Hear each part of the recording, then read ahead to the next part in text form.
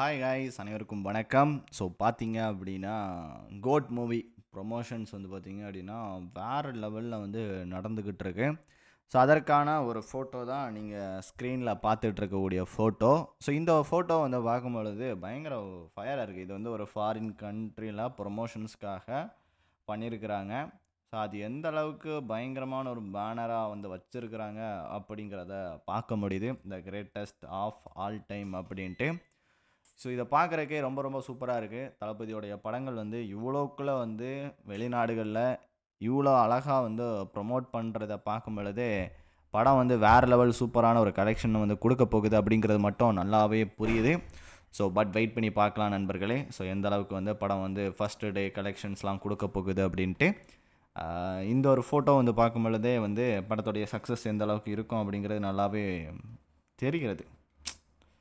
எப்படி சொல்லலாம்னா அப்படி சொல்லலாம்.